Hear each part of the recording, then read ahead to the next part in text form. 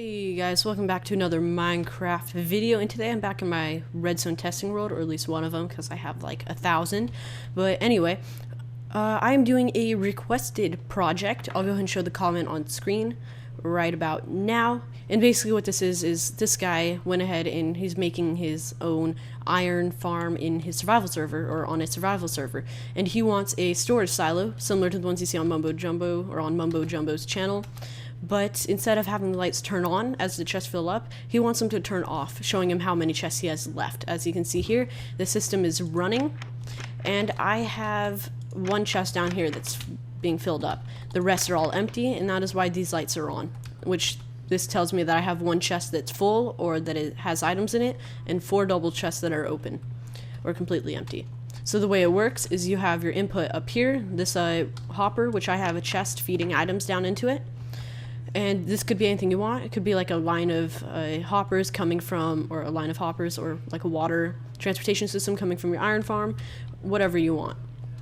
But the items will feed through here all the way to the bottom, and they will stop down here because of an inverter circuit I have.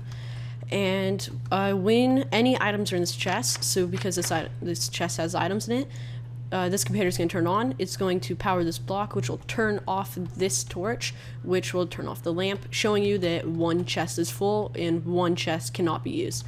Or in this case, it's still full, but it's not an empty chest. It's got items. So now let's go ahead and move on to the tutorial. Alright, so you're going to want to go ahead and get yourself a 3x4 platform. I'll be using some slabs here. And everything you're going to need is right here in my inventory. You're going to need some decoration blocks, and then any blocks you want. This could be dirt, stone, whatever you want, as well as these. I just like the way the slabs and stone bricks look, so I'll be using those. So I'm going to go ahead and quickly replace this to match my decoration blocks, and we'll get started. So you're going to want to go ahead and get your chests out, your lever out, your redstone repeater, your hoppers, as well as the rest of your blocks. So we're going to go ahead and start off by placing a chest right here, and then we're going to go ahead and place some decoration blocks that are 7 blocks tall. So we're going to make a little pillar 7 blocks tall. So I'm going to be using my stone bricks. So 1, 2, 3, 4, 5, 6, 7. Same thing over here. 1, 2, 3, 4, 5, 6, 7. And then I'll be using slabs to top it off. Now we're going to want to go ahead and get out our redstone lamps and just place our 5 redstone lamps in a line, and we're going to skip a block above this chest. And we're skipping that block because we're going to go ahead and put our stone brick stair right there, just so it matches in, but I can still open that. I don't like to be able to see through that gap. Now we're going to go ahead and move on to the output section, and I'm going to replace this block with the lamp just so I can see very easily whether or not my output is turned on. So we're going to want to go ahead and put a lever on the face of this block, and then on the back of this block, the same block that has a lever, we're going to want to go ahead and place a redstone torch, and then a block above it. I'm going to use a block of iron for the redstone circuit. Next, we're going to want our hoppers, and we're going to make a line of 3, all facing into each other, facing into this chest, and then 1 right here on the back. So we can go ahead now and take out our redstone and our redstone repeater, place the redstone dust, and then a redstone repeater facing into this hopper. This will go ahead and freeze the hopper so the items won't come out until we flip this lever. Like this, it'll turn off and items will start pouring through. Pretty easy. So there we go. That's the output mechanism done. So now we're going to want to go ahead and start working on the lights and turning them on. So we're going to do this little bit of a weird pattern, whoopsie daisy. So we're going to go ahead and place a block here, and a block here, a block here, here, and here. Pretty simple. You're just going to skip, you're going to go up and then skip over. So now we can go ahead and place our torches on the inside of these blocks. And if you're worried about this redstone torch and this redstone canoodling, fiddling, or whatever you want to, whichever one floats your boat, that is fine. It is perfectly okay doing this, because when the output can be turned on, when you turn on the output, it's going to suck blocks or items or whatever you have in this last chest out. If this light is on, then it means there's no items in there and the output's not going to work anyway. But if this light's off, it's not going to mess with it. And that means there's items in the chest. So you don't need to worry about that. It's kind of hard to explain, but it is perfectly fine.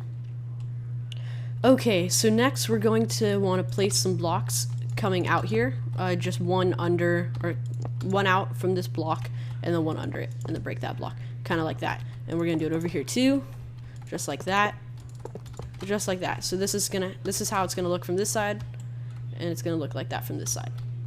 Pretty easy. Next, you're gonna want to get your redstone comparators out, and you're gonna want to place them on top of the blocks you just placed, running into the block with the torch on the side, just like that. So you should place 5 of them just like that, and that's all 5 inputs for all 5 lights. So now we can get to the fun part. We can go ahead and place all of our chests. You're going to place one chest on top of this hopper and then one to the side, so that there will always be a chest touching a comparator, just like that. So we can come over here, place another hopper, and then again just repeat the same thing, just like this, so that no matter what, we always have a chest touching the comparator. Now right here, you can have an output wherever you want on this chest, anywhere like this, but just for the sake of this tutorial and keeping things compact, I'll be placing it right here. So that is all of the chests placed, and it is now completely done. So we can go ahead and test this out. I've got some iron ingots in that chest, so let me go ahead and grab them, just like that, and I'll grab a chest. There we go. We can just go ahead and dump them out into this chest, just like that. And you'll see they will immediately start pouring themselves out into the system, and this light will immediately turn off. That tells you that there are items in this chest, and it is no longer empty. These 4 lights that are on, just like I said earlier, tell you that these chests are empty. Pretty awesome. Now, if you want to get your items out here, you don't have to go around to the back and take them out of this chest and wait for it to refill. You can actually just flip this lever. So let's double check, see how many we got in here. We have a little bit over a stack, good. So let's say I just want 16 iron ingots out of my system. I can just flip this lever, look in the chest, and I can see it starts filling up. So once it gets to the amount that I want, so I can go ahead and flip it off now, and you'll see I can pull out the iron ingots, and when I turn this lever off, it's going to freeze, and it's going to continue filling up. Pretty cool. So thank you guys for watching. If you like this video, remember to like, comment, subscribe, and I will see you guys in the next video. Bye!